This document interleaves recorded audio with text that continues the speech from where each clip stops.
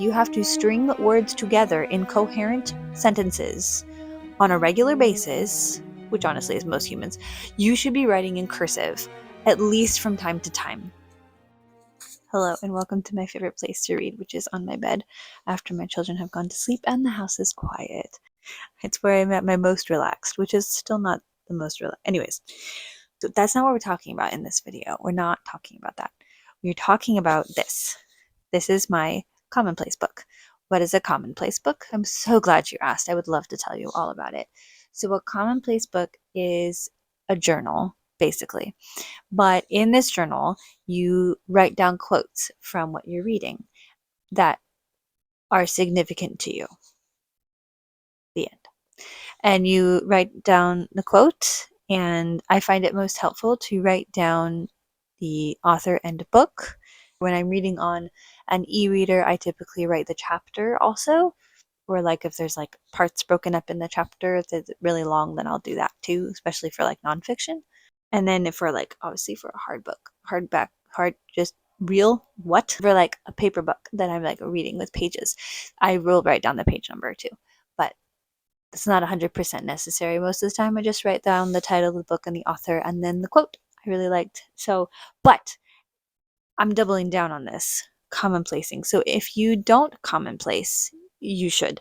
If you read and don't commonplace, you should read and commonplace. It's very helpful. For me as a writer, I find it really helpful in learning language and learning how things work, because it's basically copy work, which is like, honestly, this is something you do in like kindergarten, learning how to write and learning how to read. Copy work is teaching you how language works, how the written language of English or whatever language you are reading works. Commonplacing, highly recommend. Second, more importantly, the point of this video, what I recommend is write in cursive. If you don't know how to, or you haven't in a long time written in cursive, practice, do it. I knew it was important. It is important. And don't just listen. Writing in cursive is important, especially for creatives, or if you are a speaker, or if you are an educator. If you have to string words together in coherent sentences on a regular basis, which honestly is most humans, you should be writing in cursive, at least from time to time. Because when you write in cursive, you are not writing the way you write printing. So when you print, or even when you type, so when you're printing and when you're typing, you are thinking of individual keystrokes or individual letters as you print. That is not how cursive works. When you write in cursive, because everything is connected, you are thinking in whole words, and then as you are doing that, you're thinking bigger in whole phrases. That's how we think typing works, but that's really not how typing works, because you are actually typing faster than you can think. Cursive is that sweet spot once you get really good at it. I am decent. I'm not super great at it, but I also, once I learned cursive in school, I never stopped using it in my regular writing. So even when I print, cursive slips into my printing because it is so helpful for when I am conveying something and when I am trying to explain myself. Getting serious, I'm pulling my sleeves up. Okay, so commonplacing. If you are not good at cursive, or if you don't feel like cursive is applicable to your everyday life, but you are a reader, commonplace in cursive. I think that's the beauty of commonplacing, is that you don't have to come up with the words to put in your journal for it to be meaningful to you. You can use someone else's words, but you're still getting the beauty of language and of ideas and all of that. And then if you add cursive to it, you're also now training your brain to think bigger and longer, and not in choppy bits that typing does, or in the choppy bits that even printing can do. I know printing definitely slows us down. Then it like forces you to slow down even more and think, okay, because when you're writing cursive, you can't think what letter is next, which I think, as someone who is a bad speller, I often think, okay, what letter goes here next? I don't think what's the whole phrase. So for me, it's really, really helpful to write in cursive because I am thinking of the whole thing. And then I'm like, it's this convoluted thing where you're slowing down because you're thinking broader and not just individual word letters. You're thinking of whole words and phrases. But you're also writing faster because you can write a whole word at once instead of each individual letter. Cursive, it flows into each letter. So it's really nice. So let me show you. Here's page where I started printing at the top. At the top, I don't know if you can see. I started printing at the top, and then I changed to cursive. Also, this book that I'm commonplacing from was written in like the 1880s. So like it feels on theme also to write in cursive. Also, if you really want to be fancy and write in cursive, because sometimes it feels weird, I have a hack. Fountain pen. The great thing, I don't know if you can see this. Hold on. So if you can see, there's like divots for where your fingers go. Okay? So your fingers go here and here. It's shaped in a specific way, so you have to hold it and write in a certain way. But that specific shape and how you hold it is good for cursive specifically. It feels a little disjointed when you're printing with it. You can print with it, obviously, but it's not as smooth. Let me say that. It's not like a ballpoint. Cursive, use a fountain pen because it's built and designed for that flow. That's how it's meant to be, which is why you always see like calligraphy people like using fountain pens and being all fancy because it flows nice. Ballpoint pens, yes, I love purple, can you tell?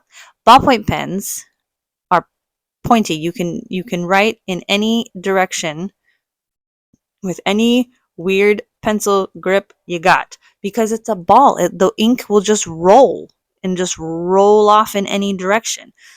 So you can print, you can draw, you can do whatever. Very versatile. Not great for cursive because it's too pointy. It's too firm. It doesn't have the slant that you need for cursive. Fountain pen has the slant. It's excellent. Anyways, that's kind of a detailed diatribe, but that's fine. So I recommend if you are a reader, if you are a creative, start commonplacing. Just write down favorite lines. You don't have to be fancy like me and write in cursive. I just recommend it because it's also just a slow thing. It's also something we're losing the ability to not only write in cursive, but read cursive. There's a whole thing about like archives that can't be archived and can't be read because we have all of these documents that were written in cursive, back in the olden days, and nobody can read them anymore because cursive is out of style. So you can be hipster like me and just get into writing in cursive in your commonplace book. And if you read old books, write your old quotes in these like beautiful old timey words and phrases and write it in cursive. Like if you're reading, oh my gosh, like can you imagine like reading Dickens and then commonplacing quotes from Dickens in cursive? Like that's just so on theme and beautiful and just I feel like also really suits the slow pace of winter also. It's really great. So commonplace, write in cursive, get a fountain pen. Not expensive. I'm fairly certain this journal, I'm almost 100% positive this journal with its nice lines bookmark is from like Marshall's for like $6. Not that bad. I'm pretty sure this was like max $10. Actually, I don't know. I didn't buy this actually. This was a gift, so I can't really say. So, but I know fountain pens are not that expensive. And then if you get a nice one, all you have to do is buy ink cartridges to replace it, and you get to keep your favorite pen instead of, getting a plastic pen and then constantly buying new plastic pens and throwing them away. And you see where I'm going with that, right? Okay. So anyway, so I'm reading that. I will say I am totally the person who loves a colored pen. I don't like black pens, really. I like color. I don't know if you noticed, all of my quotes are in different colors. And I have different colors for different books, mostly because I'm crazy, but that's fine. But I quote, in my commonplace book, I don't just have quotes from my 1880s book on philosophy. I'm reading a book on philosophy. It's fine. But I also have quotes from reading Terry Pratchett that I just talked about in my most recent video, and they are wonderful. Let me find one for you. Ooh, ooh, this one is my favorite. I'm also kind of a history nerd. So then there's this quote from Mort by Terry Pratchett that I just read. And it was a comment on history, and it made me so happy. I'll read it to you. History always has a few tricks up its frayed sleeve. It's been around a long time. I love that so much. Of like history repeats itself. He's saying history repeats itself, but he's saying it with a joke in it. It's great. Anyways, if you haven't read Terry Pratchett, like you should get on that. I'm going to read more. Okay, give me a break. I'm also reading other things. Do I have quotes from Morton here? What else do I have quotes from? 20,000 Leagues Under the Sea. I never finished that. 12th Night. Oh, I forgot I read. Well, I started reading that. I should get back to that too. And I'm sorry, I'm off topic now. Oh, that was a good book too. See, this is also the benefit of commonplace books. You look back at things that you read or started and didn't finish, in my case, and you just enjoy it. Oh, I have like songs in here.